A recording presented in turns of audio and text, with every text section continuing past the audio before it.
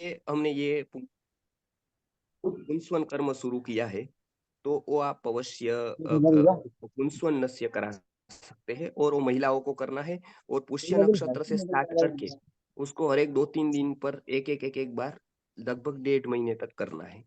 तो एक बार का पूरा हो जाएगा और उसके बाद नश्य की ज़रूरत नहीं है। फिर अनवलोभन और सीमंतोन्नयन के समय पर है क्योंकि कंटिन्यूअस कोई भी पंचकर्म नहीं करना है गर्भावस्था में मतलब 9 महीना नहीं कर सकते। लेकिन पुष्य नक्षत्र मतलब जो पुंसवन संस्कार है जो 1.5 महीने के मतलब सवा के 1.5 महीने के बाद उसको शुरू करके उसके बाद 2.5 महीने तक कर सकते हैं। मगर जी। गुरुजी जो पुंसवन लेने वाली स्त्री है, उनको देने वाला कौन होना चाहिए? वो एक है। अभी वो कोई-कोई ग्रंथ में ऐसा बताया है, पहले का काल ऐसा था कि स्त्रियों को ज़्यादातर और स्त्रियाँ तो ज़्यादा वैद्य नहीं थी मध्यकाल में, तो ज़्यादातर पुरुष वैद्य थे। तो पुरुष के साथ मतलब एक प्रकार का परपुरुष के साथ संकोच होता था। इसलिए उस समय कहते थे कि उसका पति ही दे ऐसा। लेकिन आज तो महिला वैद्य बहुत थे, आज तो कोई ऐसा पुरुष का ऐसा है नहीं। तो उसको ये महत्व का नहीं है कि उसको कौन देता है, केवल जो-जो बातें ऐसी लिखी गई, उसका कारण सामाजिक स्थिति वैसी थी इसलिए लिखी गई है, कि सामाजिक स्थिति में महिला थी नहीं और इसलिए महिलाओं का पंचकर्म भी बीच में बहुत सारा लुप्त हो गया, इसका कारण भी यही हुआ क्योंकि पुरुष और महिलाओं में कुछ पंचकर्म पर पुरुष महिला का नहीं कर सकता है, जैसे बस्ती वगैरह, उत्तर बस्ती योनि में देते हैं उसको। तो आज अभी पूरा समय बदला, अभी और पुरुष और स्त्री के बीच में इतना वो नहीं रहा। तो अभी ओके मतलब पति दे सकता है तो लेकिन उसको नस्य देने आना चाहिए। तो अभी हम तो क्या करते हैं कि कोई बहन को सिखा देते हैं, वही बहन दे देती है दूसरी बहन को। तो इस तरह से अभी हम कर रहे हैं, तो वो कोई भी दे सकता है, उसका वो बात नहीं है क्योंकि वो क्रिया प्रॉपर होनी चाहिए, वो महत्व का है। पहले के काल में घर पे स्त्रियाँ होती थी लेकिन उसको आता नहीं था, तो पति इसलिए वो सीखता था, तो ज़्यादातर पुरुष ही वैद्य थे। तो पुरुष वैद्य उसके पति को सिखाता था और उसका पति उसको पत्नी को देता था। इस तरह से पहले की सिस्टम, पहले की व्यवस्था थी।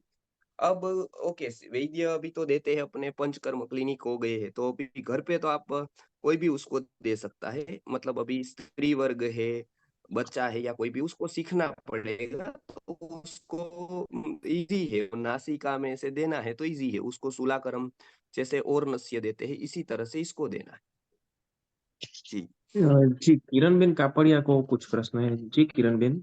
हाँ, हाँ। हाँ गुरुजी, नमस्ते। नमस्ते, नमस्ते बोलिए। હલ ગુરુજી 3 પ્રશ્ન છે એવા કે હિન્દીમાં બોલું તો બધા हिंदी में સાંભળે बोलिए વાંધો सबको नहीं। समझ में आएगा। हाँ नहीं हाँ एक सबको 3 समझ में आएगा। हाँ हाँ हाँ 3 क्वेश्चन है इसमें एक क्वेश्चन वैसा है कि जो रुद्राक्ष है वो लेडीज पहन सकती है क्या? वुमेन्स पहन सकती है क्या? वो बोलते हैं लोग कि भ्रम आते हैं, कोई स्वप्न आते हैं तो पुरुष ही पहन पाते हैं, वैसा एक बहन को प्रश्न है। तो रुद्राक्ष क्या पहन सकते हैं गर्भवती माता? अभी देखिए रुद्राक्ष के ऊपर एक रुद्राक्ष जाबालोपनिषद है और रुद्राक्ष का वर्णन आयुर्वेद के द्रव्य गुण में भी है। तो ऐसा स्पेसिफाई वहां नहीं किया गया है कि वो केवल पुरुषों के लिए है। जैसे और दिव्य औषधियां है, जैसे दुर्वा है, जैसे अपामार्ग है, बराबर है। उसी तरह से रुद्राक्ष दिव्य औषधि है। अब रुद्राक्ष में जो आयुर्वेद की औषधियों में द्रव्य गुण वीर्य विपाक प्रभाव का एक कार्यकारित्व होता है, यानी कि वो किससे कार्य करता है, तो रुद्राक्ष प्रभाव से कार्य करता है।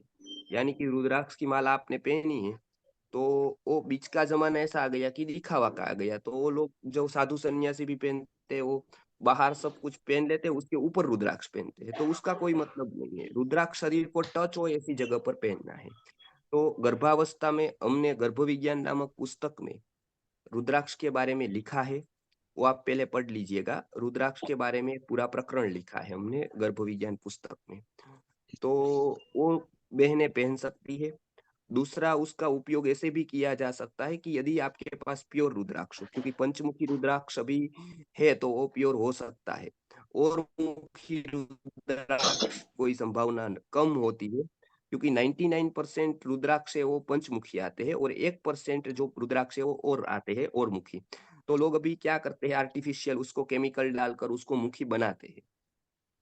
तो ऐसे रुद्राक्ष को हम सजेस्ट नहीं करते, लेकिन पंचमुखी रुद्राक्ष जो बिल्कुल सस्ते हैं और सुलभ है, तो उसको क्वाथित करके भी बताया है उसका पानी पीने का। लेकिन अभी केमिकल का भी मिलावट इतनी है कि वो उसको हम सजेस्ट नहीं करते हैं, लेकिन रुद्राक्ष पहनने को सजेस्ट करते हैं कि वो गर्भवती महिलाएं पहने, तो वो आप आसानी से पहन सकते हैं, उसमें कोई बात नहीं है। इसके भ्रम वगैरह का मतलब रुद्राक्ष पहनने से नहीं आता है, उल्टा होता है कि आपको यदि किसी भी प्रकार की मानसिक बीमारियां है, तो उसको दूर करने के लिए जो आयुर्वेद की दिव्य औषधियाँ बताई गई है, वो आपको मतलब उसको सपोर्ट करती है। उसमें से रुद्राक्ष है, तो रुद्राक्ष पहनने से लाभ होता है, हृदय को लाभ होता है, मस्तिष्क को लाभ होता है। तो उस तरह से उसको आप धारण करें, पहने, तो अवश्य लाभ होता है। उसमें ऐसा कुछ नहीं है कि इसकी कोई साइड इफेक्ट हो या इससे कुछ ऐसे भ्रम होते हो, ऐसा नहीं है। ऐसा शमी के बारे में, तो मतलब इसका दूसरी वनस्पति के बारे में, शमी भी इसका निवारण करने के लिए उपयोगी होती है, लेकिन और वनस्पतियां जो होती है, तो उसका कहीं वर्णन आया है कि इस तरह का उसमें प्रभाव दिखता है, लेकिन इसका नहीं। जी, तो वो आप हाँ, आसानी से उसको गर्भावस्था में पहन सकते हैं। जी। धन्यवाद गुरुजी। और दूसरा प्रश्न ये है कि 3 संस्कार हम करते हैं, बच्चा जन्म लेते वक़्त षष्ठी संस्कार और कर्णभेदन कब किया जाए? हम्म। अब इसके बारे में षष्ठी है ना, हमने संस्कार। पूरा अ, हाँ, समझ गए हमें। इसको हमने पूरा हुँ, वैदिक पेरेंटिंग का एक कोर्स बनाया है जो ऑनलाइन है पूरा। उसमें हमने बताया है कि उसमें जो संस्कारों के बारे में पूज्य विश्वनाथ गुरुजी ने कार्य किया, उसमें सर्वप्रथम तो ये है कि जो हमारी लौकिक अभिविधि है, वो शास्त्रों से बिल्कुल बहुत अलग हो गई है। यानी उसमें जो जिसको अच्छा लगा वो उसमें ऐड करता गया। किसी पूजन करने वाले ने मतलब पंडित जी ने या वो किसी मध्यकालीन में ऐसा किया कि अपने रीत से कुछ ऐड कर दिया। फिर गांव वाले जो बुजुर्ग थे, उन्होंने कुछ अपनी रीत से ऐड कर दिया। कुछ ऐसी परिस्थिति बनी तो कुछ उसके घराने में कुछ मतलब उसके यहाँ ऐसा होता है और उसके यहाँ ऐसा होता है और उसके, तो ऐसे बहुत सारी बातें मिक्स हो गई। अभी की जो आप देखेंगे लौकिक, तो उसमें बच्चों का स्वास्थ्य बिगड़ने का, बच्चों को अनेक प्रकार का इन्फेक्शन लगने का चांस बढ़ जाता है जब हम ऐसी मतलब इस तरह के जो लौकिक आचार है उसको फॉलो करते जाए। तो आयुर्वेद में बताया है कि सर्वप्रथम षष्ठी पूजन है, उस समय षष्ठी का पूजन करना है, लेकिन उसके ऊपर फिर ध्यान रखना है कि बच्चे के ऊपर कोई भी किसी भी प्रकार का कोलाहल नहीं करना चाहिए। तो ज्वाइन कर उत्सव भी लेंगे। करना है तो बाहर करना है, बच्चा वहां नहीं रहना चाहिए, क्योंकि तब तब उसकी लो इम्यूनिटी होती है। अब सब इकट्ठे हुए हैं और बच्चा भी वहां है, किसी ने छींक खाई और उसको टीबी, बराबर है, तो बच्चे को इन्फेक्शन लगने का चांस बढ़ जाता है। अब किसी को कोई रोग है, तो वो रोग सीधा बच्चे में संक्रमित हो जाता है। और लोग चुम्बन करते हैं, जब इसको किस करते हैं या उठाते हैं, गले लगाते हैं, तो ऐसा नहीं करना है। मतलब किसी व्यक्ति को उसको छूना नहीं है, उसके बाद उसका क्रम आता है, तब तक अशौच अवस्था होती है। इसलिए ये सब बताया गया था कि उस समय अलग रखना है। तो छठी के दिन पूजन करना है, लेकिन जो आप समझते हैं इस तरह का पूजन आयुर्वेद में नहीं किया कहा गया है। तो वो अलग से पूजन करने के बाद लोगों को जो भी आपको फंक्शन वगैरह है, तो बच्चों से दूर करना है। पहली बात, बच्चों के सामने किसी भी प्रकार के लोगों को आना नहीं है वहां पर, नहीं तो बच्चों को छूना है 6 दिन का। कर्णवेधन है वो थोड़ा कान पकने के बाद किया जाएगा, अभी नहीं होगा कर्णवेधन, बराबर है। तो उसका क्रम बाद में, यही आपने पूछा ना, मतलब हाँ, हाँ, अब हाँ गुरुजी। क्वेश्चन में वो है कि कर्णभेदन क्या, जो बुजुर्ग लोग होते हैं ना, वो बोलते हैं कि बच्चे को पता नहीं चलता कि मुझे दर्द हो रहा है। वैसे वो 1.25 महीने का होता है बच्चे, तब वो कर्णभेदन करवा देता है। इसके बाद 3 महीने के अंदर तो वही करना चाहिए कि उसका कुछ समय नहीं नहीं, है? उसको देखिए, बच्चे को ऐसे अलग अलग उम्र दी गई है।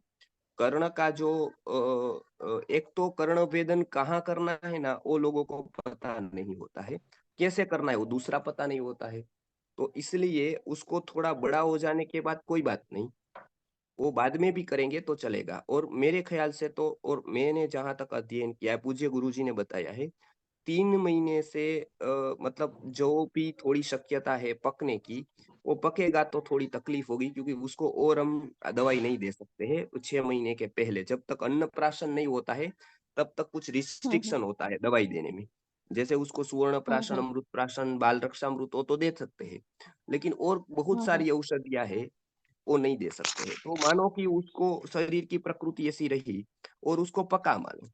यदि पक गया तो हमारे पास तो दवाई देने के लिए चांसेस कम है, माता को ही देनी पड़ेगी, उसके स्तन्य थ्रू उसको जाएगी, तो वो थोड़ी हम्म तकलीफ हो सकती है। इसलिए जो लोग कहते हैं उसको ये सब पता नहीं होता है कि वो क्यों मना किया गया, क्यों कर्ण वेदन बाद में, क्योंकि कर्ण वेदन के बाद यदि कफ की प्रकृति रही, कफ का प्रकोप हुआ, तो फिर वो पक सकता है। दूसरा, हर एक ऋतु में तो कर्ण वेदन नहीं हो सकता है, जैसे बारिश होता है गर्मी में नहीं हो सकता है। भागभट्ट ने बताया है कर्णो हिमागमे विंध्येत। कर्ण का वेदन करना है वो हिमागमने पर, बीच में मध्य भाग में ही करना है। यानी कि जो महीना आएगा तो वो ठंड पूरी होगी या तो अंतिम होगी, तभी कर्ण का वेदन करना है। तो वो ऐसा कुछ नहीं है कि वो 3 महीने में करना है। हमारी दृष्टि से वो उसका कर्ण व्यवस्थित हो जाए, 6 महीने की बाद की उम्र हो जाए, उसके बाद ही कर्ण वेदन करे, ताकि यदि पक गया, मानो सपोज पक गया, पस हो गया, कुछ और हो गया, तो उसको हम व्यवस्थित रूप से उसका हम्म। इलाज कर सकते हैं, उसका उपचार कर सकते हैं। जी। हम्म। हाँ और हाँ कर्ण भेदन का कुछ लाभ है क्या गुरुजी? कर्ण कर्ण वेदन के भेदन तो बहुत वैसे लाभ है। ही। नहीं नहीं, कर्ण हाँ वेदन जो के बहुत लाभ है। हाँ लड़कियां होती है उसे तो कर्ण भेदन करवाती ही है, लेकिन बॉयज होते हैं गर्ल्स जो, तो उससे कर्ण भेदन का क्या लाभ होता है? नहीं नहीं, कर्ण वेदन का लाभ दोनों को होता है। ये केवल लड़कियों के लिए नहीं है, ये दोनों के लिए है। लेकिन क्या है कि आभूषण वगैरह स्त्रियां पहनती थी, तो कर्ण में जो बाद में कर्ण का छिद्र होता है, जो दैवकृत छिद्र कहते हैं, वो दैवकृत हम्म छिद्र का भेदन करते हैं। अभी तो दैवकृत छिद्र का भेदन नहीं होता है। अभी का जो कर्ण वेदन करते हैं ना, वो तो उससे दैवकृत छिद्र का जो आयुर्वेद में बताया है वो भेदन नहीं होता है। इसलिए हम व्यवस्थित रूप से उसको हम्म वापस लाने वाले हैं कि वो किस तरह से कर्ण वेदन किया जाए। हम्म हम्म तो एक बार इसको हम दिखाएंगे कहाँ पर एग्जैक्ट पॉइंट पर करना है वो। उसका लाभ क्या होता है वो आप वीडियोस में, मतलब पूरा वैदिक जो गर्भ अपना वैदिक पेरेंटिंग का कोर्स है, उसमें हमने दिया है इसका। और हम्म उसमें पाचन संबंधित लाभ होते हैं, और भी बहुत सारे लाभ इससे दिए गए हैं कि कर्ण का वेदन करने से क्या क्या लाभ होता है। और उसके बाद बहुत सारी पद्धतियां, एक्यूपंक्चर वगैरह निकली थी, उसमें भी कर्ण के पॉइंट्स का सही में ऐसा ही लाभ बताया गया है। तो लाभ होता है, ये सुनिश्चित है, और ऐसे ग्रंथों में भी बताया गया है। जी। हाँ और जागृति दूसरा बेन करती। गुरुजी, एक मिनट खोड़ीदास भाई, एक ही क्वेश्चन है। हम्म। जो गुरुजी आपने बताया था जो ऑनलाइन गर्भ संस्कार था, तब नाली काटने का, बच्चे का जन्मते वक्त नाली काटना, वो एक बार 2 मिनट समझाए ना, 2-3 लेडीज को वो सुनना है। अभी नाली कैसे काटे? जहां से, जी, देखिए उसमें जब प्रसूति होती है तो उसका नाभिनाल कर्तन करके सर्वप्रथम विधि होती है। इसका भी वर्णन हमने वैदिक पेरेंटिंग के कोर्स में किया है। पूरा डिटेल वहां होगा कि कब का पहला सूत्र ही वैदिक पेरेंटिंग का यही है, नाभिनालम शनै शनै कर्तयेत। ये सा पहला ही सूत्र संस्कृत में हमने, जो वैदिक पेरेंटिंग का कोर्स है ऑनलाइन उपलब्ध, उसमें ये पहले सूत्र के बारे में बताया है। अब उसमें क्या होता है हम्म कि वो जो सप्लाई लाइन है, तो बच्चा जो पोषण लेता है वो नाभि से लेता है पूरा।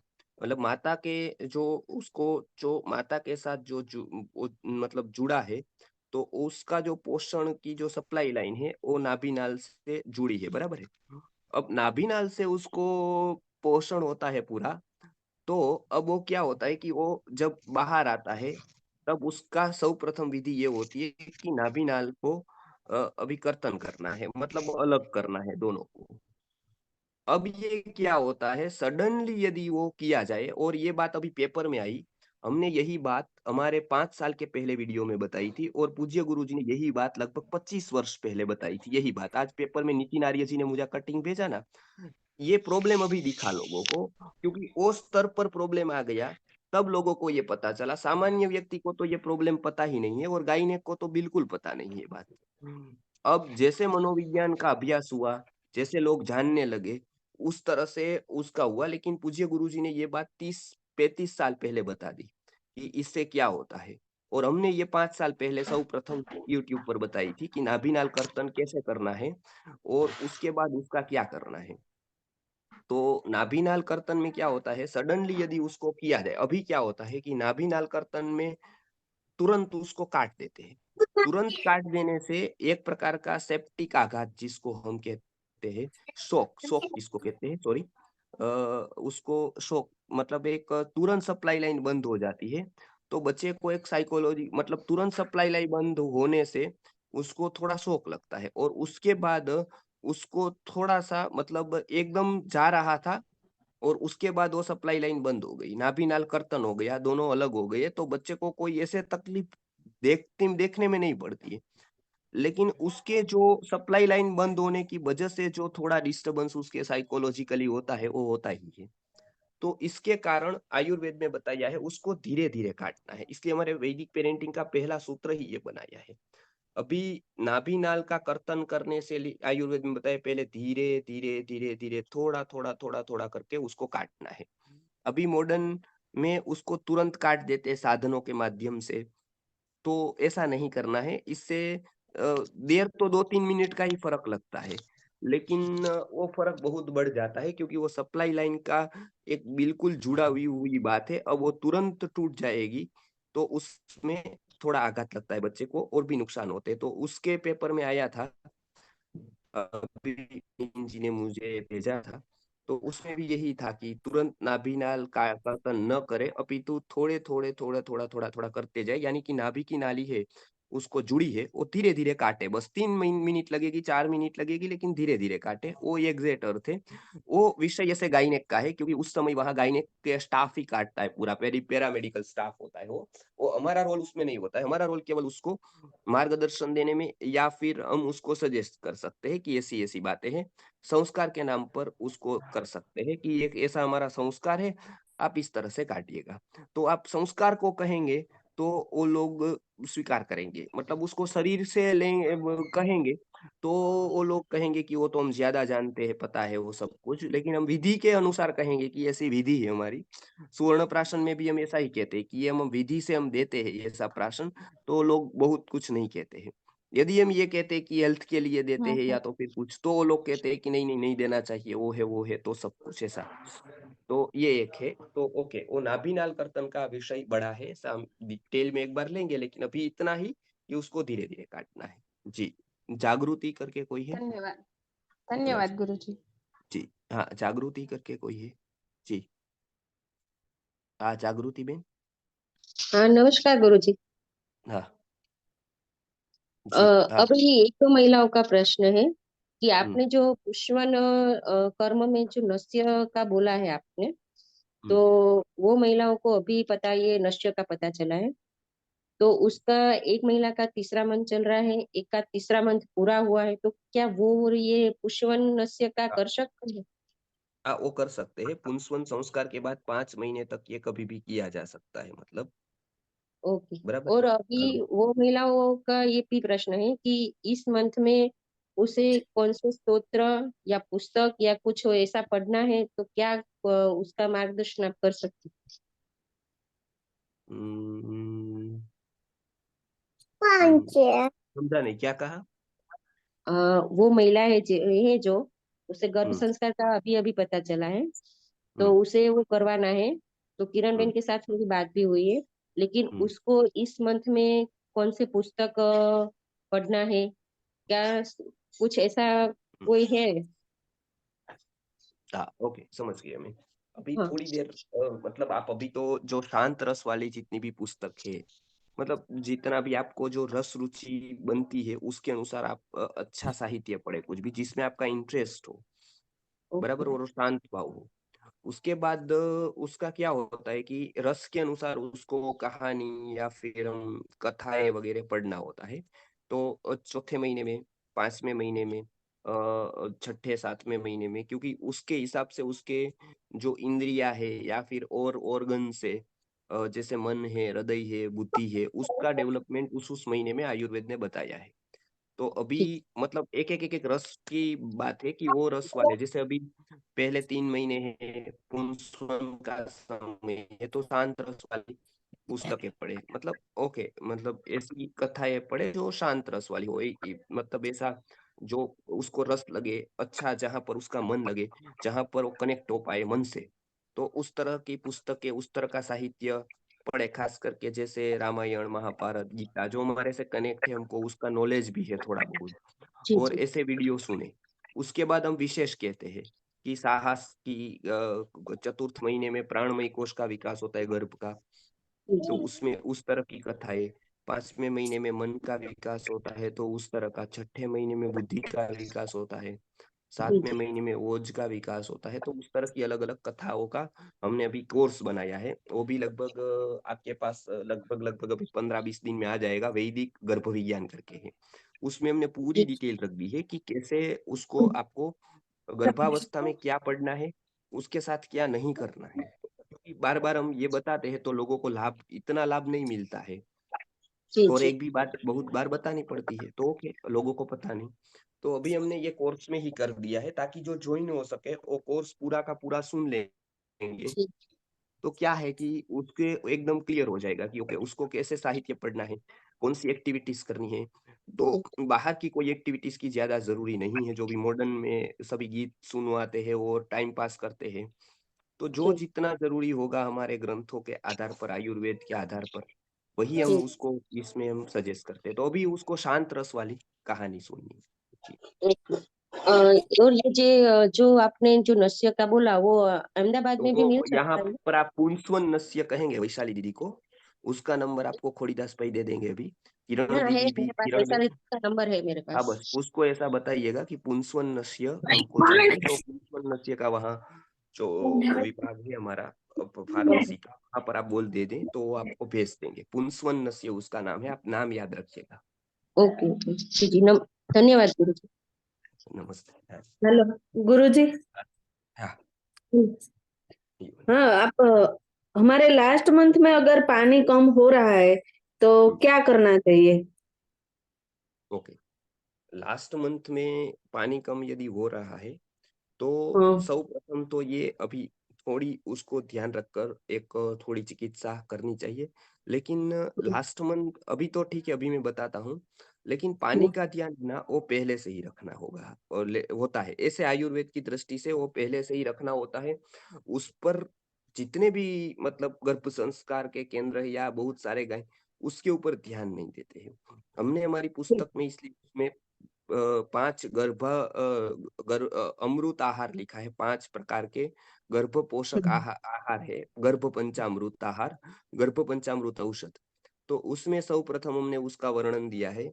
वो पके नारियल का पानी का दिया है, जिससे बहुत गर्भ के पानी को पुष्टि होती है, गर्भ का पानी बढ़ता है।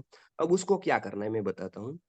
देखिए, गरम वगैरह वस्तु नहीं खानी है, रुक्ष आहार नहीं करना है, जो पानी को सोख लेता है ऐसे कोई भी आहार नहीं करने हैं।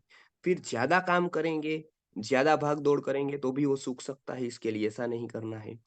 फिर उसको क्या करना है, तो आयुर्वेद में कुछ औषधियां ऐसी दी गई है जिसको गर्भ के पानी के ऊपर सीधा संबंध है, जैसे शतावरी। तो उसका एक्सट्रैक्ट लेकर, दूसरा है नाग केसर, तीसरा है सिंगोड़े का आटा जो आप अभी उपवास में खाते हैं। तो सिंगोड़े का अभी यदि उसको हम खिलाएंगे, किसी मखाना होता है, जैसे मखाना है, सिंगोड़े का आटा का हलवा है, फिर सतावरी है, फिर नाग केसर है। तो उसको क्रम से थोड़ा थोड़ा थोड़ा थोड़ा देना होता है। तो हम अभी समय कम होता है, क्योंकि अभी 8वां 9वां महीना है, तो उतना पाचन नहीं होता है, क्योंकि धीरे धीरे उसकी पाचन क्रिया मंद होती जाती है। जैसे गर्भ की बढ़ती है साइज, उदर पर भार आता है, अग्नि के ऊपर इफेक्ट होता है, अग्नि मंद होती है, तो अभी भारी खुराक नहीं दे सकते हैं। इसलिए हमारे गर्भ संस्कार जो करवाते हैं हम लोग, उसमें हम पहले से इंस्ट्रक्शन देते हैं कि आपको पहले से क्या क्या ध्यान रखना है। तो ये अभी तो आप उसको ये चलवाइए, इसमें से कुछ भी, जैसे मखाना हो गया, वो उसके लिए श्रेष्ठ है। तो मखाना है वो मिल जाएगा बाहर। सिंगोड़े का आटा है वो भी आपको वहां मिल जाएगा, उसका हलवा बनाकर आप उसको दे सकते हैं या उसको सजेस्ट कर सकते हैं। साथ साथ में पके नारियल का पानी दे सकते हैं। आयुर्वेद की औषधियों में शतावरी, नाग केसर वगैरह दे सकते हैं। विशेष जरूरत रहे तो हमारा गूगल फॉर्म भर के पूजा दीदी जो गायनेक है पूजा काकड़िया, उसका कांटेक्ट करके आप मेरा कांटेक्ट कर सकते हैं। हम और 2-3 औषधि आपको विशेष बताएंगे, उसकी स्थिति को देखकर, उसके वजन को देखकर, उसकी शिशु की परिस्थिति अंतर कैसी है उसको देखकर हम और सजेस्ट करेंगे। अभी तो आप घरेलू में इतना कर सकते हैं। ओके, धन्यवाद। जी नमस्ते जी। हाँ जी।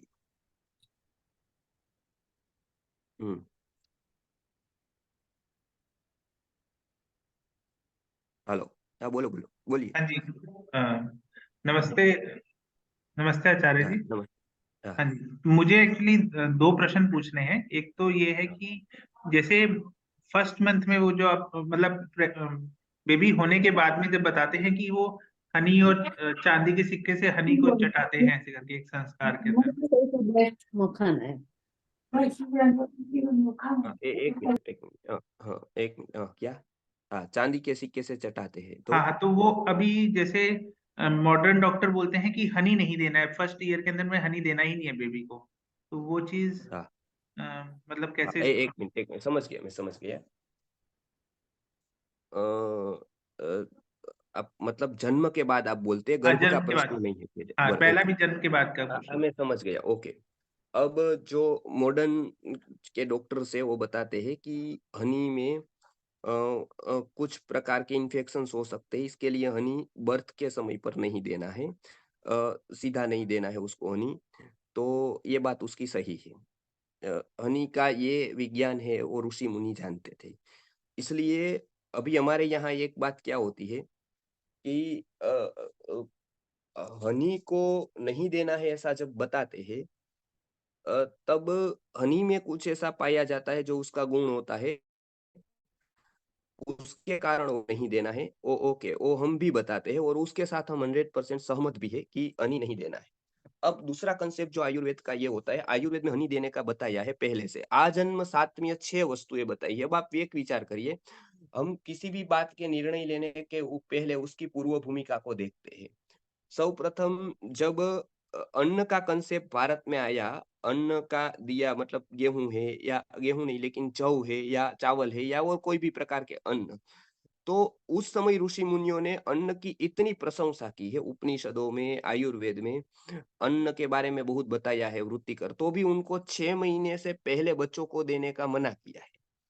अन्नप्राशन संस्कार 6 महीने में होता है, तभी बच्चे को अन्न की शुरुआत होती है। उस समय उन लोगों ने क्या बताया था? उस समय वो बताया था कि बच्चे को माँ का दूध पर्याप्त नहीं है, उसको पोषण के लिए प्रोटीन चाहिए, इसके लिए उसको अलग-अलग डब्बों में पाउडर भर-भर के उसको दिया। बच्चे को मतलब माँ के दूध के अलावा भी कुछ ऐसा दिया, तो उससे कारण बच्चों में साइड इफेक्ट आने लगी। फिर उन्हीं लोगों ने, आप देखेंगे तो उन्हीं लोगों ने बाद में अपना मत बदल दिया और वो कहना शुरू किया कि आज जो गवर्नमेंट पॉलिसी के तहत हम बस या उसके सारे बोर्ड्स में पढ़ते हैं, गायने के जो हॉस्पिटल्स में हम पढ़ते हैं कि 6 महीने तक बच्चों को माँ के दूध के अलावा और किसी भी प्रकार का फूड न दो। बराबर, आज हम पढ़ते हैं, आज हमको पता है कि 6 महीने के पहले उसको दूध नहीं देना है और दूध के अलावा और कुछ नहीं देना है, माँ का दूध के अलावा, या और कोई एक दूध दे सकते हैं लेकिन दूध के अलावा तो कुछ नहीं देना है, ऐसा वो लोगों ने अभी बताया। काश्यप संहिता में ये वर्णन 3000 साल पहले बता दिया कि 6 महीना ही वहां बताया, यहाँ भी 6 ही महीना है। देखिए कितना करेक्ट आता है समय। 6 महीने में अन्नप्राशन बताया, वहां आज जो मॉडर्न ने जो मतलब जो रिसर्च किया उसमें भी ये 6 महीने ही निकले। तो सर्वप्रथम हनी को नहीं देना है, ये जो बताते हैं वो सही बात है उनकी, उसमें हम उसका कोई तकलीफ नहीं है। अब हमने केवल हनी को एक भी ग्रंथ में केवल हनी देने का बताया ही नहीं है। ऐसा बताया ही नहीं है कि आप बच्चे को हनी दे दो प्योर। उसमें क्या बताया है कि हनी का एक मिश्रण करो। अब आयुर्वेद में देखिए, जब कोई वस्तु किसी से बनती है तो वो वस्तु जो बनती है, तो पूर्व जो वस्तु है बेस वाली, वो उसका गुण छोड़ती जाती है और जिसके साथ मिलन होता जाता है, मिलन होता जाता है, उसका गुण ग्रहण कर लेती है। सपोज आपने पानी डाला, पानी का एक गुण है, बराबर है। अब उसमें आप अदरक डालते गए, अदरक का शरबत बनाया। पानी था, उसकी प्रकृति ठंडी थी, लेकिन अब अदरक का शरबत बना वो गर्म होगा। तुलसी का शरबत होगा, तुलसी का पानी मिलाया, अब वो पानी बना वो गर्म होगा, क्योंकि अब पानी नहीं रहा वो। पानी होता तब तो वो ठंडा था, उसकी प्रकृति ठंडी थी। लेकिन जब तुलसी का पानी बन गया, तुलसी का अर्क निकाला या तुलसी को मिक्स करके जब पानी बनाया, अब वो पानी के गुण नहीं रहे। अब वो किसके गुण आ गए? उसमें तुलसी के गुण आ गए। तो ये वस्तु ये है कि बेस का मटेरियल उसके गुण को बदल देता है जब कोई वस्तु उसमें ऐड होती है। बराबर है। इसी तरह से आप दूसरा उदाहरण देखिए, दूध और दही साथ में नहीं ले सकते, विरुद्ध आहार होता है। आयुर्वेद की दृष्टि से दोनों विरुद्ध है, दूध और दही। लेकिन पंचगव्य बनाया तो दूध और दही है, वो दोनों अपोजिट है।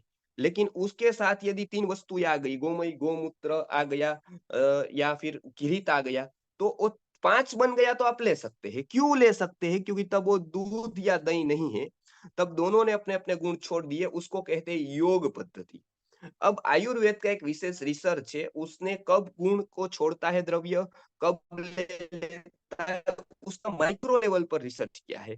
अब यहाँ पर हम उसकी बैठी गलती ये कर पा देते हैं कि उसका जो न्याय है वो सुवर्ण प्राशन में लगाते हैं कि सुवर्ण प्राशन नहीं देना है। नहीं, सुवर्ण प्राशन में आप याद रखिए केवल हनी नहीं है। सुवर्ण प्राशन देने की जो पद्धति है, अन्न अपना जो संस्कार होता है, जात कर्म संस्कार, उस समय पर भी जो पद्धति है उसको बहुत घिसना है गोल्ड के साथ। अभी परिस्थिति तैयार करके दिया है, नहीं तो वास्तव में जात कर्म संस्कार में क्या होता है, गोल्ड को घिसना है, घिसना है, घिसना है हनी के साथ, और उसमें वचा को मिलाना है, वचा के पाउडर को, पर वो हनी नहीं रहता है। यदि प्योर हनी यदि हम देते तब तो तकलीफ थी कि ओके वो लोग मना करते हैं कि हनी नहीं देना है।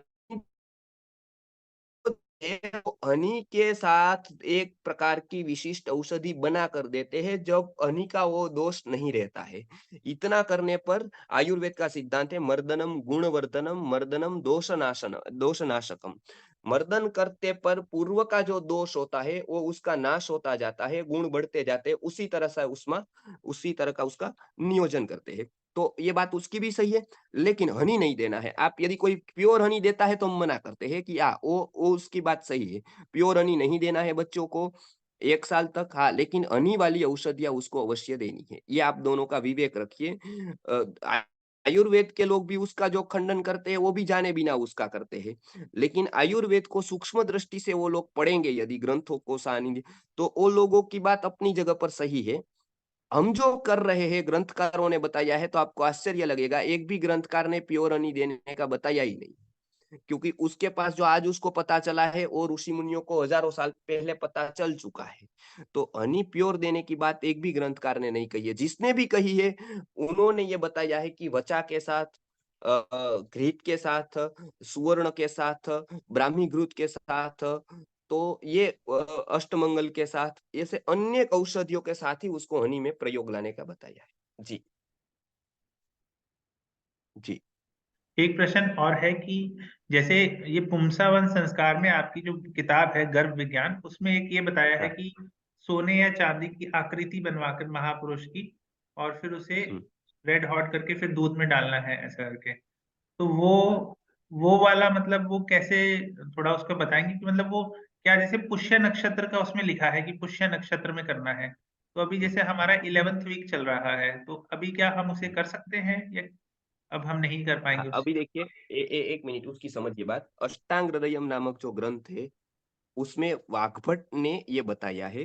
वाग्भट ने पुंसवन संस्कार के समय पर क्या करना है उसकी पूरी एक संक्षिप्त में विधि बताई है अष्टांग हृदय नामक ग्रंथ में। अब उसमें ये बताया है, एक तो लोहे की, चांदी की या सोने की आकृति लेनी है, वो आकृति को गर्म करना है, वो गर्म करने के बाद दूध को गर्म करना है, गाय के दूध को। वो गाय के दूध को गर्म करने के बाद वो गाय के दूध को ये आकृति पर डालना है, नीचे कटोरा रखना है चांदी का या फिर किसी भी पात्र का, या फिर स्टील का भी हो, ओके। किसी भी पात्र को रखकर उसमें ये उसको गर्म करके उसके छम छम छम ऐसी आवाज आनी चाहिए। वो दूध के वो जो उसके गुण होंगे, चांदी के, लोहे के, सुवर्ण के, जितनी भी आपकी स्थिति हो उस तरह से आप वहां बनवा कर रखेंगे, और वो दूध उसमें जाएगा, उसका गुण उसमें आएगा। वो दूध उसको पिलाना है पुंसवन कर्म के वक्त बहनों को। पहला पक्ष ये है पुष्य नक्षत्र वो उत्तम माना है, वो पहला है। ये एक आयुर्वेद में तीनों पक्ष होते हैं, एक उत्तम पक्ष होता है, एक मध्यम होता है, एक कनिष्ठ होता है।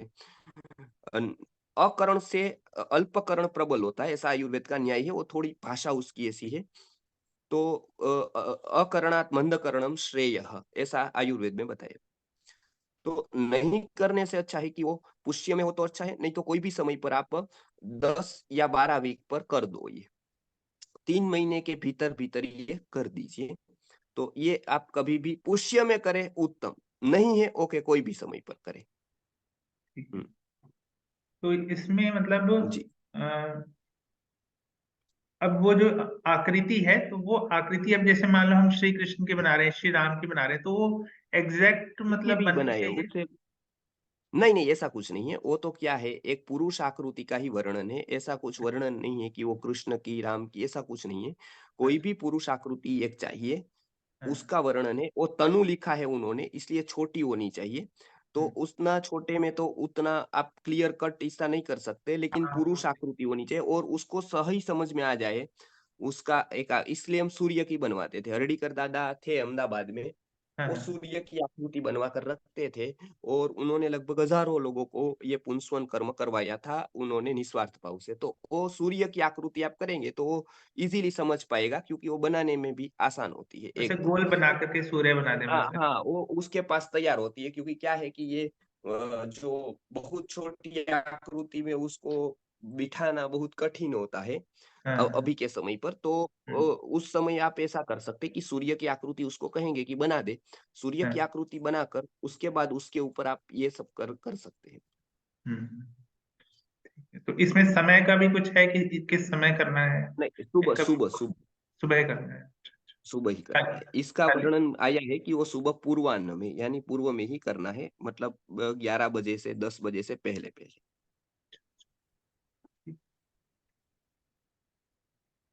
ठीक है, थैंक यू। बस ये पूछना।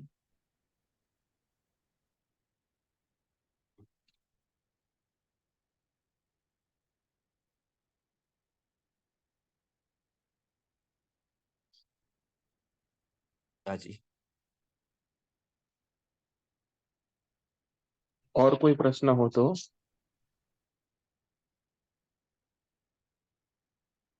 गुरुजी एक प्रश्न आया था कि बच्चे का वर्ण को अच्छा करने के लिए, गोरापन लाने के लिए कुछ औषधिया का प्रयोग कितने समय तक, कौन सी औषधि कैसे लेनी चाहिए, ऐसा एक प्रश्न आया था।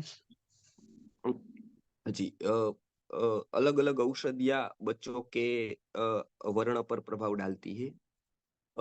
अलग अलग औषधियाँ बच्चों के मतलब स्वास्थ्य पर, इम्यूनिटी पर, मेमोरी पर, अलग अलग औषधियाँ का अलग अलग प्रभाव है। बबूल की पत्ती जो होती है, जो हम उसका दतून करते हैं बबूल का, उसकी पत्ती होती है, छोटी छोटी पत्तियां होती है, उसके पान होते हैं, वो छोटे होते हैं इतने इतने। तो वो यदि ले लेंगे और उसको हरे पत्ते ताजा मिलते हैं तो हरे पत्ते उसको लेकर फिर उसको वो खाएंगी स्त्री तो अच्छा है, नहीं तो फिर उसको सुखा करके उसका चूर्ण बनाकर खाएंगे। वो लगभग 2 या 3 महीने के बाद चालू करेंगे तो उसको हफ्ते में 1 आध बार दे देंगे, हफ्ते में 1 या 2 बार। तो उसको 5-6 महीने तक हफ्ते में ले सकते हैं 1 या 2 बार। उसका कोई नियमित प्रयोग नहीं है कि उसको नियमित लेना है, ऐसा नहीं है। लेकिन उसको 1 महीने में हम लोग यहाँ पर सजेस्ट करते हैं लगभग हफ्ते में 1 बार यानी महीने में 4 बार।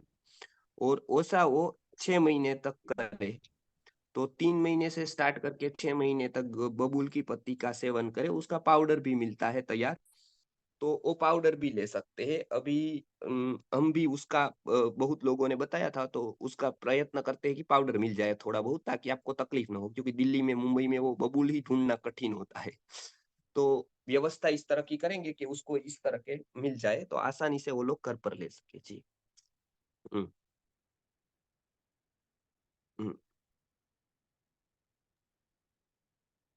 हेलो।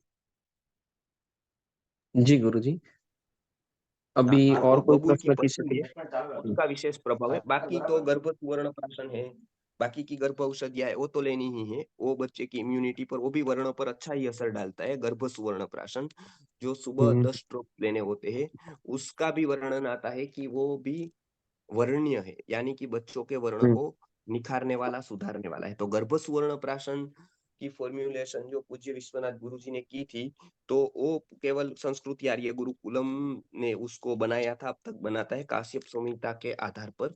तो गर्भ सुवर्ण प्राशन है, वो सुबह 10 बूंद, 8 से 10 बूंद एवरी मॉर्निंग डेली लेना है, 8 से 10 बूंद सुबह सुबह। तो वो एक वर्ण्य के लिए बहुत ही अच्छा है। दूसरा ये बबूल की पत्ती है। 2 औषधियाँ मुख्य है बच्चों के वर्ण पर। और ऐसे हमने जितने भी अभी तक गर्भ संस्कार करवाए हैं, जो हमारी निगरानी में खास करके राजकोट में करवाए हैं, जिसको हम प्रॉपर गाइडेंस देते जाते हैं, उस सब के वर्ण अभी तक बहुत अच्छे वर्ण हैं। जितने भी गर्भ संस्कार हुए हैं, उसमें हमने ये दोनों का प्रयोग किया है। एक तो गर्भ सुवर्ण प्राशन नियमित दिया है, 9 महीना डेली। तो जितने भी बच्चे बाद में आए हैं, उसका वर्ण यानी कि उसका स्ट्रक्चर, उसका चेहरा, उसका वर्ण वो बहुत ही अच्छा है। तो इस तरह से आप उसका प्रयोग कर सकते हैं। जी। जी गुरुजी, एक क्वेश्चन है मेरा। हुँ, जो हुँ, बच्चे वो भैया का वो कदाच वो ही प्रश्न होता होगा, जो गोल हुँ, थूथी पिलाते हैं ना बच्चे जन्म लेते वक्त, तो वो आपने जो मध वाला बोला कि मध नहीं देना चाहिए, हुँ। तो क्या हमारा स्वर्ण प्राशन उससे पिला सकते हैं या गोल थी? वो तो पिला सकते हैं ना, मैंने बताया ना, हनी नहीं देना है, हनी से बनी वस्तु दे सकते हैं आप। मैंने वही क्लेरिफाई किया, हनी से बनी वस्तु दे सकते हैं, वो हनी नहीं है। मैंने वही बताया ना कि आप जब पानी लेते हैं, बराबर है? वो पानी एक है, हम्म। बराबर? अब उसके अंदर आप हाँ, तुलसी वो डाल देते वो हैं, तो वो समझ पानी। आ गया। हुँ। हाँ हाँ जी, हाँ, जी। गुरुजी वो तो समझ तो में आ गया, लेकिन जो हुँ, गोल थूथी जो बोलते हैं ना, वैसे हमारा स्वर्ण नहीं, नहीं, प्राशन एक ये बूंद 1 मिनट, उससे 1 मिनट। हम तभी दे सुवर्ण पाते प्राशन हैं? तो उसको, हाँ, 1 मिनट मैं पहले पहले कह देता हूँ। सुवर्ण प्राशन उसको जन्म के पहले दिन से दे सकते हैं, बराबर है? अब बात रही हम्म गलथूथी की, बराबर है? हम जो सुवर्ण हम्म प्राशन बनाते हैं, वो उसको तो आप जन्म के पहले दिन से दे सकते हैं, बराबर है? तो उसमें कोई हानि हम्म नहीं है, वो हनी नहीं है, बराबर है? वो हनी से बनता है, लेकिन वो हनी नहीं है। गलथूथी में है हम्म ना, भारत में हर एक प्रदेश की गलथूथी अलग-अलग है, बराबर है? किसी में गुड़ पड़ता है हम्म। उसमें, वही आप बता रहे हैं किरण बेन? हाँ हाँ हाँ, तो वही। बराबर, तो वो में हाँ हम वही सजेस्ट बता नहीं रही हूँ। करते। नहीं, नहीं, वो नहीं देनी है। देखिए, उसमें भारत की हर एक प्रदेश की गलथूथी में मिश्रण हो गया है। वो पहले की गलथूथी नहीं रही है, उसको मिश्रण करने की पता नहीं है। कोई-कोई सादा पानी यूज़ करता है उसमें, कोई-कोई पानी उपयोग नहीं करता है। तो उसमें बहुत हम्म सारा कॉम्प्लिकेशंस है, बच्चों मतलब वो बच्चे को नुकसान कर सकती है। तो जितना पुराना है उतना अच्छा, ऐसा भी नहीं मानना है, क्योंकि उसमें मिश्रण बहुत होता हम्म गया है। मतलब उन जाने बिना और लोगों ने बहुत कुछ किया है, जो ग्रंथ को बीच के काल में ग्रंथ को साइड करके खुद अपने रीत से सब कुछ लगाते गए, अपने रीति-रिवाज से, धार्मिक दृष्टि से। तो वो बच्चे के लिए हम सजेस्ट नहीं करते, क्योंकि उसमें क्या होता है कि हर एक प्रदेश की अलग-अलग है। अब हम कहेंगे कि हम्म गलथूथी पिलाओ और किसी में गुड़ आएगा, तो वो किस प्रकार का गुड़ होगा, कितना होगा, वो मिलावट कैसी होगी, गर्म पानी होगा, ठंडा पानी होगा, तो वो सभी अभी हम्म हम ये सजेस्ट करते हैं, उसमें नास्तिकता नहीं है किसी भी प्रकार की, उसका आयुर्वेद का एक अप्रोच है। वो सभी अभी न करें। रीति-रिवाज बच्चों को ओरली देना है, वो उसको ऐसी कुछ वस्तुएँ ना दें अभी, क्योंकि बाहर की केमिकल बेस्ड वस्तु ये बहुत खराब आती है। मिलाने की जो पद्धति प्रॉपर आयुर्वेद की है, वो लोगों को पता नहीं है, बुजुर्गों को भी पता नहीं है अभी। तो वो लोग वो सब न करें, वो लोग सीधा क्या करें, या तो उसको आता है तो सुवर्ण को घिस कर हनी के साथ उसको दे, कोई तकलीफ नहीं, या फिर सिंपल सुवर्ण प्राशन हमारा लेकर उसको दे दे। वो उसके स्वास्थ्य के लिए बहुत ही अच्छा होगा। उसको गलथूथी का प्रयोग अभी न करे तो अच्छा है, क्योंकि लोग उतना जानते नहीं है। हमने उसके नुकसान भी देखे हैं। लोग अव्यवस्थित रूप से देते हैं, धार्मिक विधि के अनुसार उसको देते हैं, तो उसमें बहुत सारी कुछ चीज़ें आ जाती है जो बच्चों को नहीं देनी चाहिए। तो अभी वो गलथूथी का कंसेप्ट न करें, हम उसको रिवाइज़ करके उसको पुनर्स्थापना शुद्ध संस्कार की करेंगे, तो उसको देंगे। बाकी अभी गलथूथी का प्रयोग न करें उतना अच्छा है, क्योंकि उसमें मि बीच के काल में बहुत लोगों ने बहुत द्रव्य मिला दिए। जी। धन्यवाद दिशा गुरुजी। दिशा बहन को 2 प्रश्न है कुछ। हाँ। जी, दिशा बेन। गुरुजी, हम्म मेरा 6 मंथ चालू है अभी हाँ, और मुझे ट्विंस है अभी, हम्म तो मुझे कौन सी पोजीशन में सोना चाहिए? गर्भवती महिलाओं को किसी भी प्रकार की गर्भ की स्थिति के लिए उसको बाई करवट, लेफ्ट पर वाम वाम पक्ष और एक सीधा, ये दोनों उत्तम अवस्था बताई गई है। राइट पर सोना और कनिष्ठ बताया है और उल्टा सोना निषिद्ध किया गया है। तो इसलिए आप जहां तक आपको कंफर्ट है वहां पर मतलब जो अग्नि का संबंध है, जैसे हम वाम कुक्षी कहते हैं, उस तरह से आप सोए और वहां से थकने के बाद आप सीधा लेटे। ये दो पोजीशन उत्तम है। उसके बाद दो दो एक पोजीशन कनिष्ठ है और एक पोजीशन निषिद्ध है। तो इस तरह से दो, एक वाम कुक्षी और एक सीधा सो सकते हैं जी। और मुझे हाइपर थायराइड आया है, तो क्या केयर करनी चाहिए? उसमें थायराइड आया है आपको तो ध्यान रखना चाहिए, जो आयुर्वेद की दृष्टि से उसको मतलब जो कुछ औषधियां है जो हमारे प्रिस्क्रिप मतलब फॉर्म में आपको देंगे, तो भर दीजिएगा। कुछ औषधियां हम सजेस्ट करेंगे और खास ध्यान रखना है इसकी, यदि चिकित्सा नहीं करते हैं तब बच्चों में वो रोग आते हैं। मतलब ये रोग जो होते हैं वो मतलब वो आनुषंगिक होते हैं, यानी कि माता को जब ये है और खास करके गर्भावस्था में है तब उसकी चिकित्सा का कुछ ना कुछ उपाय आप अवश्य करें ताकि वो बच्चों में न जाए। नहीं तो आनुवंशिक रोग होता है। और अभी तो ठीक है, अभी आप चिकित्सा करिए, लेकिन और लोगों को पहले बताइए कि वो गर्भावस्था से पहले सब कुछ करवा ले, बीज शुद्धि करवाए, पोस्ट शुद्धि करवाए, उसके बाद वो गर्भधारण करे, ताकि में रोग है तो उसकी चिकित्सा हो जाए, उसके बाद हम गर्भधारण करें। अभी ओके, अभी तो आप गूगल फॉर्म भर दीजिएगा, उसका खोड़ीदास भाई आपको भेज देंगे, तो आपके लिए कुछ औषधियां हम सजेस्ट करेंगे यहाँ पर जो गर्भवती महिलाओं को थायराइड के लिए योग्य होगी जी। गूगल फॉर्म रख दिया है चैट बॉक्स में। चलेगा। गुरुजी, અત્યારે 6 मंथ चालू है तो कितना वॉक करना चाहिए? कितना चलना चाहिए दिन में? इतना चलना चाहिए, वॉक करना चाहिए? वो आप है ना आयुर्वेद में बताया है कि आप जहाँ अभी वॉकिंग की जरूरत का है कि आपको थोड़ा अग्नि प्रदीप्त हो जाए, थोड़ा आपको हल्कापन लगे, उतना मतलब बहुत ज्यादा चलना नहीं है, व्यायाम नहीं करना, वो सब मना किया, श्रम नहीं करना है, तो बहुत चलना नहीं है, आप थक जाए उतना, उससे ही पहले आपको छोड़ देना है। तो वो आप आवश्यकता अनुसार टहल सकते हैं और कुछ भी नहीं करना है ज्यादा। जी, खोड़ीदास भाई धन्यवाद गुरुजी। जी गुरुजी। पूरा करें अब। हाँ 10:15 बज गए गुरुजी। और कोई पूछे मगर तो अंतिम ले अ, लेते हैं। हाँ जी जी गुरुजी। गुरुजी। करण। हम्म जी गुरुजी। सर, गुरुजी, बोलिए। एक दो प्रश्न और हैं। एक तो ये है कि जैसे पुंसावान संस्कार आप क्या जैसे ऑनलाइन करवाते हैं, ऐसा कुछ मुझे समझ में आया था हाँ, है पहले। ना, है ना, अगली बार हम अभी निश्चित करेंगे खोड़ीदास भाई। जी हेलो, गुरुजी। इस बार का जी कब गुरुजी। रखना है हमको अ, संस्कार इस बार का? अ, गुरुजी नेक्स्ट वीक तो स्वर्ण प्राशन की तारीख है 2 तारीख। शनिवार को तो तारीख है ना? हाँ शनिवार को 2 तारीख है अगला वीक की, मगर वो स्वर्ण प्राशन दिन है पुष्य नक्षत्र का, तो 9 तारीख को रखना हो तो गुरुजी यही मतलब उससे आगे का शनिवार, आगे का आगे मतलब अगला तो स्वर्ण प्राशन का दिन है 2 तारीख को, उसके आगे की जो वीक है शनिवार वाली वो 9 तारीख आती है दिसंबर की। उसका बाद का रविवार रख दे इस बार। हाँ तो रविवार रखना हो तो मतलब तो ठीक है, मतलब नेक्स्ट वीक में रविवार 3 तारीख पे है और उसके नेक्स्ट वीक पे 10 तारीख के है। हम्म, आपको जो सुलभ लगे, क्योंकि गुरुजी आपका समय भी वो जो वहाँ ओके, पे कार्य में थोड़ा। तो एक काम करते हैं, शनिवार को है ना, तो गर्भ संस्कार किस वार को रखेंगे वो देख लेते हैं, आपको मिल जाएगा। मतलब जो लोग जुड़े हैं वो उसका एक कुछ भी आप ग्रुप वगैरह बना लेंगे, सब ठीक है, लोग ठीक है लिंक सर। में जुड़ जाएंगे, तो उसको संस्कार की बात मतलब और लोग भी प्रचार करें, ऐसा हम चाहते हैं कि आप लोग भी सुवर्ण प्राशन और गर्भ संस्कार को विशेष रूप से हमने इस वर्ष में प्रयत्न करना है, तो आप हम्म, भी अपने अपने जगह पर उसका प्रचार करें। और हम्म, जितने ज्यादा लोग ये गर्भ संस्कार की मूवमेंट में जुड़ सके उतना अच्छा है। हाँ जी, तो खोड़ीदास भाई हम लोग ऐसा करेंगे जी कि गुरुजी। पुंसवन संस्कार को या तो शुक्रवार को रख देते हैं, शनिवार को पुष्य नक्षत्र है तो शुक्रवार को रख सकते हैं, अगले दिन शुक्रवार अगले तो दिन अगले शुक्रवार को, या फिर हम हाँ, तो निश्चित पहली करके तारीख। बता देंगे सबको, बराबर है, जी या गुरुजी, तो उसको पहली बाद तारीख में को। शनिवार को रखेंगे। नहीं, बाद में ही रखेंगे, गुरुजी मैं फिर एक एक बीच साथ में एक आपको साथ सब बोलना लोग चाह आ रहा जाए। हूँ।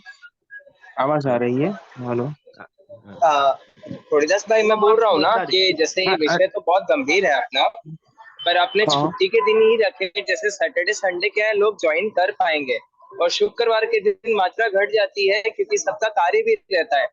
तो मुझे लगता है हम्म। विषय गंभीर है, तो सैटरडे संडे का दिन ही रखे गुरुजी, वो ज्यादा अच्छा है। हाँ, तो ऐसा करेंगे कि हम लगभग क्योंकि 10 तारीख को 9 बजे रख दे। नहीं, सही बात है आपकी, सही बात है। 10 तारीख को ही फाइनल करते हैं। 10 तारीख को रविवार है, रविवार तो है। रविवार को हम सुबह 9 बजे रख देंगे, बराबर है। तो सबको पहले हम बता देंगे कि ये तारीख को है, आप जोड़ जाइए, और बाद में हर एक 2-3 रविवार में से एक रविवार को हम मिलते जाएंगे, उसके ऊपर हम 9 बजे सुबह ये रख देंगे, रखो। बराबर है। जी गुरुजी, 9 बजे रखिए, 9:30 बजे गुरुजी, ये सातत्य का 9:30 मैंने बजे पहले रखिए, से कोई बात नहीं, 9:30 सबको रखे। आसानी रहे इस तरह से करेंगे, सबको आसानी। हाँ 9:30 बजे है तो ओके, 9:30 बजे रखिए। हाँ हाँ, तो ठीक है। और उसमें जो एक ऑनलाइन कराएंगे उसमें कैसे नस्या करवाएंगे, कैसे मतलब क्या करना होगा नहीं नहीं उसमें? नहीं, हम उसकी केवल एक आपको पूरी माहिती मिल जाएगी, खोड़ीदास भाई दे देंगे आपको। केवल वहां पर एक ग्रह समित, नवग्रह समित लेना होगा, हम्म अग्निकुंड वगैरह लेना होता है, उसका पूरा मैसेज अभी आपको तैयार करके ही दास भाई भेज देंगे, आपको क्या क्या लेना है।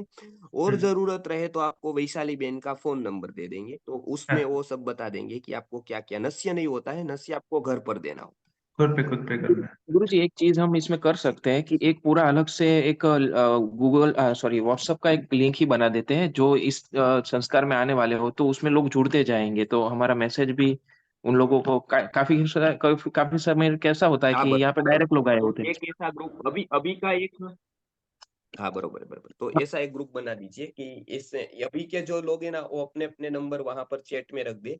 उसका एक अभी का ग्रुप बना दे, जो गर्भ संस्कार में इंटरेस्टेड है तो एक ग्रुप बना दे, और उसमें ही हम हम्म। लिंक रखे, और कुछ न रखे उसमें, आप ही वो बन जाए, मतलब एडमिन। हाँ तो और कोई मैसेज उसमें न रखे, केवल हमारा गर्भ संस्कार की मूवमेंट का ही रखे, मतलब ज्यादा से ज्यादा सुवर्ण हम्म, प्राशन का, बराबर। जी गुरु जी। हम्म। ताकि क्या है कि सब मैं, क्योंकि कई लोग डायरेक्ट भी इसमें जुड़ेंगे, उसको फिर ज्वाइन करने के लिए बार बार अलग से कोई ग्रुप में नहीं है, तो उसको मैसेज नहीं मिलेगा फिर। हाँ, तो आप अभी हाँ, लिंक ये जो अच्छा बन रहेगा उसमें थोड़ीदास भाई, डाल दे। ये बहुत हाँ, अच्छा ये सुझाव अच्छा है गुरु जी का। है। हाँ, ये अच्छा सुझाव है, एक ही ग्रुप में सब होते जाएंगे, मतलब तो सब अपने अपने नंबर रख दे, मैं खोड़ीदास भाई क्या बोल ग्रुप रहा हूँ बना थोड़ीदास भाई, खोड़ीदास भाई। इसमें अच्छा जी रहेगा जी। एक ही हम्म, आप ही के नंबर पे सब लोग व्हाट्सएप कर देंगे, आपका नंबर ग्रुप में डाल दो, हाँ, और मेरे उसमें हाँ, क्या नंबर है बस पे आप आपके खोड़ीदास नंबर पे हाँ, सब, मैं नंबर डाल हाँ रहा बस। हूँ। हम्म। उस पे जो खोड़ीदास भाई जुड़ना का क्या है नंबर चाहेंगे कि आप एकदम। सबको सबको ग्रुप में सेव नहीं करना पड़ेगा। जी जी, अब वो सही सही सही बात बात है, है। वो सही बात है। तो आपका सबके नंबर डाल दीजिए, खोड़ीदास भाई के उसमें नंबर के ऊपर हाँ, सब लोग डाल दे, गर्भ संस्कार में ऐड करे, गर्भ संस्कार में ऐड करे। हेलो, जी वो गुरु सब जी। लिखे आप, तो आपको उसी हेतु से उसी समय उसी पर करेंगे, बराबर है। इधर से क्या रहेगा थोड़ीदास भाई, मैं भी जो गर्भ संस्कार से जुड़ते रहेंगे ना सबको ऐड करता जाऊंगा इधर से, जो मेरे संपर्क में है, तो आपको कोई वो भी बस कठिनाई अच्छा। नहीं आप होगी। नितिन भाई को हाँ एडमिन बना दे, हाँ किरण बहन को बना दे, 3-4 हाँ लोग हाँ, बन जी गुरु जाए, जी। किरण बहन है, नितिन जी भाई जी है, गुरु अंशु जी। दीदी गुरु जी है, जी आप है, वो सब लोग, बराबर है। जी गुरु जी। बस जयदेव प्रकाश जी है। गुरुदेव, एक गुरुजी एक और प्रश्न पूछना है हाँ कि जैसे बोलते हैं कि चांदी के गिलास में गर्भवती स्त्री को दूध पिलाना है रात में, ऐसा करके बोलते हैं, सुनने में आता है। जी, तो हम्म। अब उसमें कई मेडिकल डॉक्टर बोलते हैं कि ये हैवी मेटल टॉक्सिसिटी ना हो जाए उससे, ऐसा करके, तो आप क्या कहेंगे इस पर?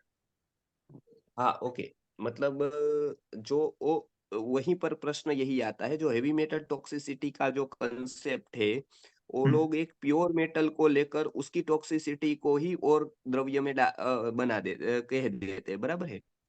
अब आयुर्वेद की दृष्टि से दो वस्तुओं का जो संयोग होता है, तो उससे उसके गुणधर्म को, मतलब दूसरा गुणधर्म बदल देते हैं, जो तो वो चांदी, ओके, चांदी को वो हेवी मेटल है, उसकी टॉक्सिसिटी भी है, ओके, लेकिन उसके साथ जो प्रोसेस होती है, से गर्म दूध में, दही में जमाने की प्रोसेस, वो सब में इतनी चांदी नहीं जाती है।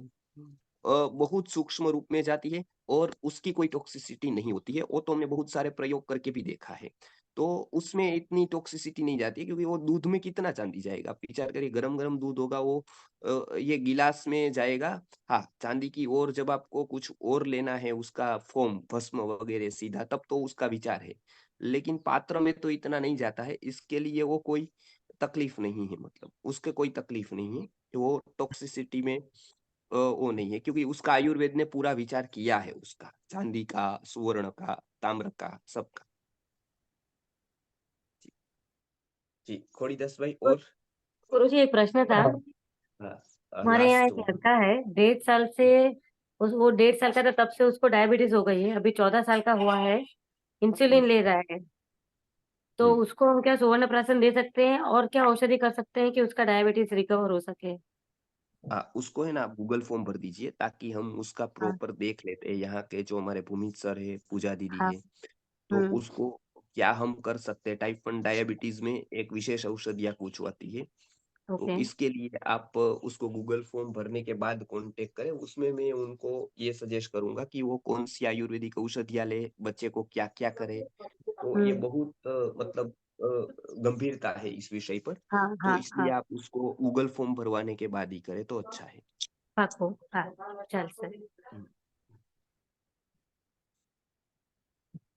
ठीक है खोड़ीदास भाई, तो जी जी गुरुजी आपका खूब धन्यवाद। आपने इतना अच्छा समझाया। कई सारे ऐसे पहले भी रहे कि जो पहले कुछ नए थे यहाँ पे हमारे लिए भी, हम कार्यकर्ता के लिए भी। इसको बस और अभी आगे जारी रखें हम लोग, कि लोगों को हाँ जो जो हाँ। प्रश्न है गर्भ के विषय की, तो हम्म, बराबर है? बस ऐसी मीटिंग होती रहे गुरुजी, सातत्य उसका बना रहे, वही हमारा हाँ, वो है कि बराबर। जी गुरुजी। गुरुजी प्रणाम। धन्यवाद गुरुजी। गुरुजी प्रणाम। मैं धन्यवाद गुरुजी। सभी से एक ही अनुरोध करूंगा, गुरुजी का कोई भी यहाँ पर कोई ऋण नहीं है, पर हमें ये ऋण चुकाना है, लोगों तक ये विषय, एक एक जन तक ये विषय पहुंच जाए, बस यही गुरुजी हाँ, की दक्षिणा है। तो इस विषय ज्यादा को से ज्यादा एकदम लोग इससे जुड़े। गंभीरता से जन जन तक, जी, हम भी प्रयास में लगे गुरुजी, और जितना हो सके उतना इस विषय को जन जन तक अभी पहुंचाएंगे। आज कार्य गुरु, आयुर्वेद का आज है। आज हम आपको एक डिजाइन भेजते हैं, और सब जगह भेजिएगा, लिंक न भेजे। अभी तो हमने जो डिजाइन बनाई है ना, वो भेजे। लोग आयुर्वेद सर्च करके आए तो अच्छा है, शास्त्रोक्त आयुर्वेदा चैनल को सर्च करे, वहां पर आए तो हम आपको एक डिजाइन भेजेंगे, वो सब जगह आप पहुंचा ठीक है दीजिए, गुरुजी, बराबर। जी गुरुजी। ठीक है गुरुजी, धन्यवाद जी, गुरुजी। प्रणाम धन्यवाद गुरुजी, गुरुजी। प्रणाम गुरुजी, धन्यवाद गुरुजी। धन्यवाद। एक आखिरी मिनट मुझे दे सकते हैं क्या? बोलिए एक बोलिए। जी जी प्रणाम।